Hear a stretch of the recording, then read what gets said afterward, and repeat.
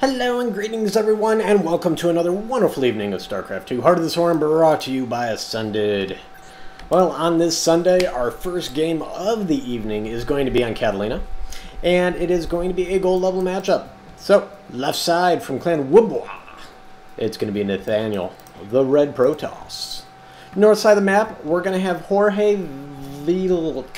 I don't know if he's going for JorgeVlc or JorgeVlc. But I'm going to go with JorgeVlc. Jorge! Woohoo! He's going to be our blue Terran. It's always the second name I try to say, isn't it, guys? 3-player map, so you guys know the routine. They'll probably scout this way first. Just at least Jorge will. And yeah, so we're off. Number one, if anybody has any replays they want to see cast, you know where to send them. AscendedNationReplays@gmail.com. Anybody that's been sending them to AscendedReplays@gmail.com, I have been leaving a little email back to you saying, please use the other one. Love you a long time. But I'm still downloading. I'm just, trying to remind you guys that I got the new email.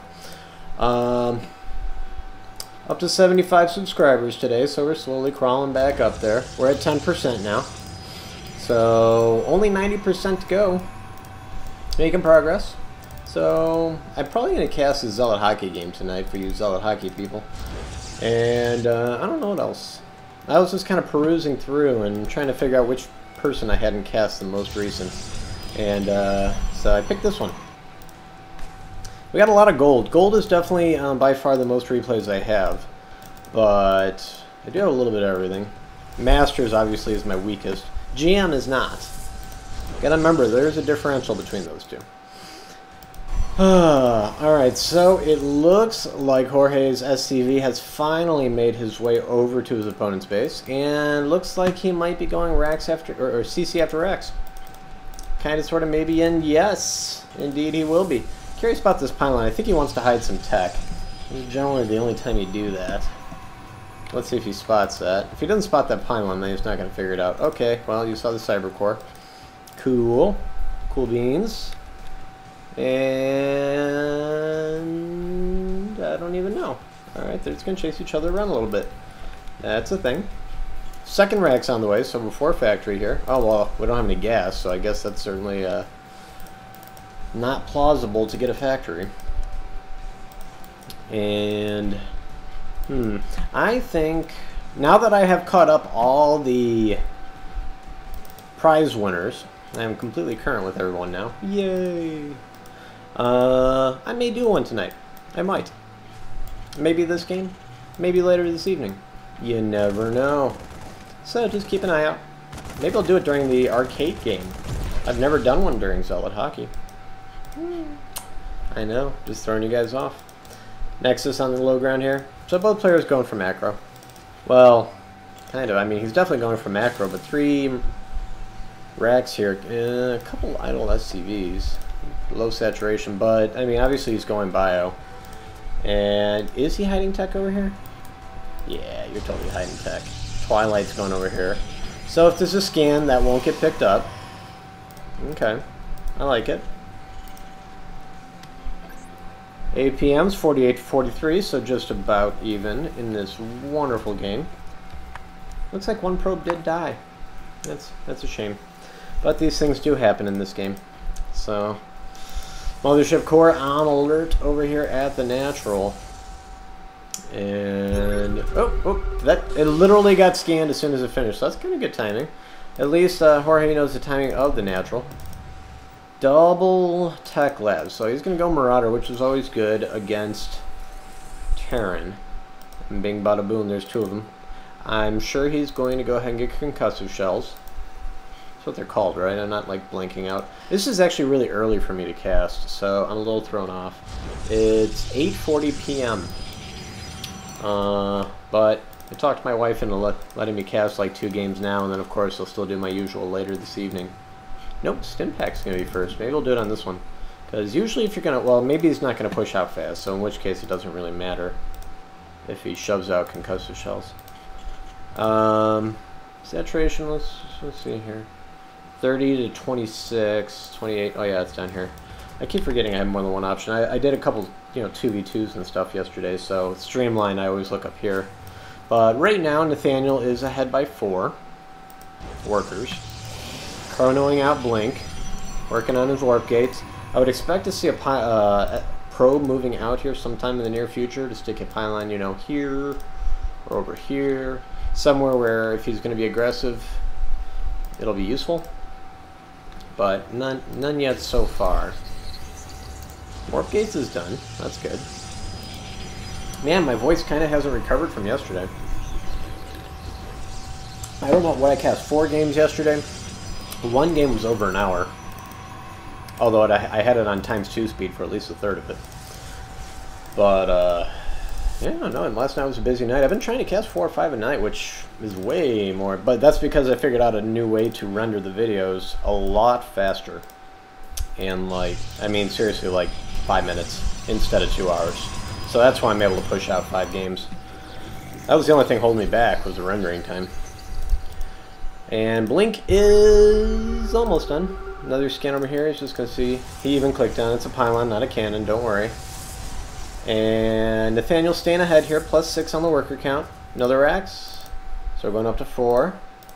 And factory starport. Okay. Any upgrades? Any engineering bays? We got 1 and working on the 2nd. So yeah, he's going to go hardcore bio. And it looks like he's going to be going against Gateway, which is actually very ideal for the Terran player. Has he scout? Oh, well, the robotics base is certainly going to help out Nathanael. Alright, Nathanael got this far. That's what he saw. He saw the double racks. Okay. Jorge. Well, he came in that first time, otherwise he's done a double scan, and we do have units moving out. Research complete. And research is complete. I'm guessing that was STEM, and indeed STEM and combat shields are both done. How about concussive? No concussive shells. Oop, that observer should have seen everything.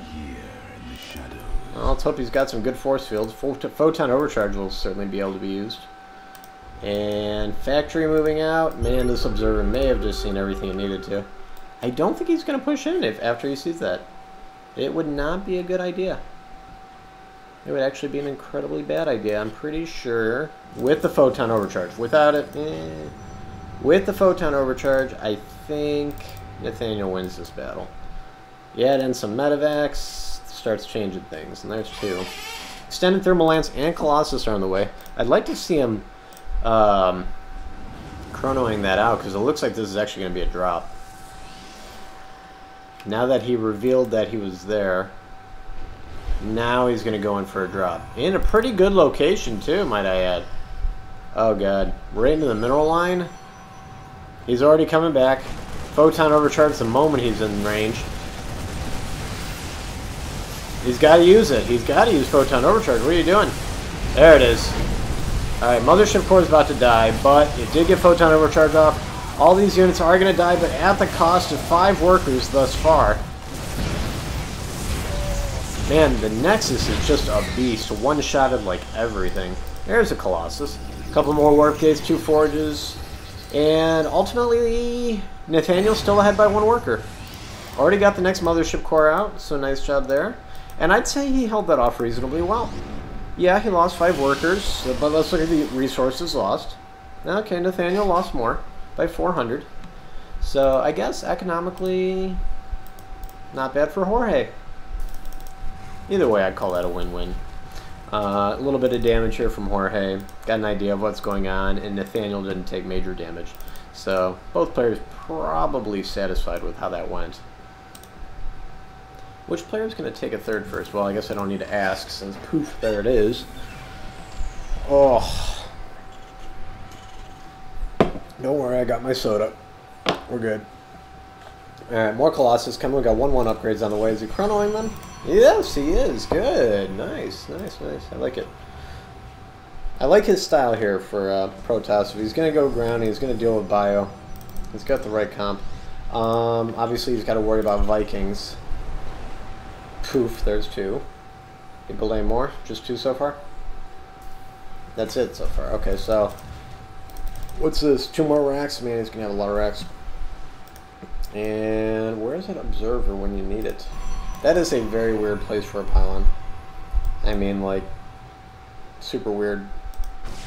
I don't know if it was really worth going after this factory. All you did was give away your army's position and composition. That might have been a mistake. Even if he gets it, I still don't think it was worth it. Yeah, he's gonna get it. Yeah, I don't know about that. Not a huge fan of that one. But nevertheless, I'd like to see this probe move up here and put a pylon up here. That would be much closer reinforcements. Please do not blink forward. That would be an Academy Award, worst ideas ever. He's trying to bait him in. There are no siege tanks. Now, he could try the Stalker, blink over, and try to snipe these Vikings. That wouldn't be bad.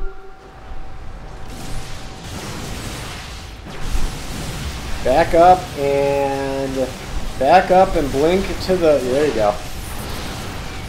Good force fields.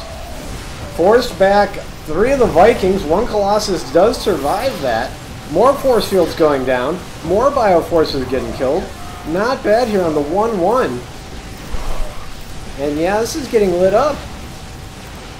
Let's see if he tries to focus down the Vikings again. Yep, there goes one. Medevac's getting picked off too. And he got all the Vikings and a whole bunch of the Medevac's. That was huge. He's got to get this Colossus in on the action though. Okay, it's not going to matter. He cleaned that up. There is no army. Where is the army? Oh, and he force fielded the ramp. Oh, goodness. Hopefully he's got enough of those to keep doing that. He does have enough to force field some more. Force field's down. He's just retreating this base. Okay, so he probably knows about the 3rd now, since he saw the SCVs come from the other direction. I would force field this again. Alright, so how many workers did he get? 24 workers. Resources lost. Jorge now 3,300 resources behind. And Nathanael's just going to go ahead and wisely back up. He's got his 3rd base up. Getting more Colossus. And working on those 2-2-ups. Looking pretty good. Looking pretty good here. Worker count now 21 in favor of Nathanael. I am a little surprised he didn't go take the 3rd out. It was pretty vulnerable. Natural as well. I mean, okay, that one flew back in, but the planetary obviously couldn't go anywhere. He did Ghost Academy is up. Does he have any ghosts yet? Obviously that's for EMP. Generally that's the use for against Protoss. Oh, that's pretty good engagement. I like the use of the force fields. I liked, you know, he tried to focus fire down the Vikings. I like that the Vikings were trying to swing out and angle out the Colossus. So both players doing pretty well for a gold level game there in that engagement. I'm quite happy with that. More Stalkers coming in. We got more Marauders coming out. He made the Ghost Academy, but he has yet to make a Ghost. Army's getting bigger. It's turning into a death ball. All we need now is some Templar for Storm. And God, I feel psychic. And poof, there's the Templar Archives. And anyway, what I was saying, all we need now is Templar for Storm, and the Bioforces are going to be in severe, severe trouble. Especially if he micros those Templar right. APMs have both averaged risen to about 70. What was it before, like 35, 40, something like that? I can't remember now. Alright, so overall supply, as you can see, just looking at that, about 50 ahead for Nathanael.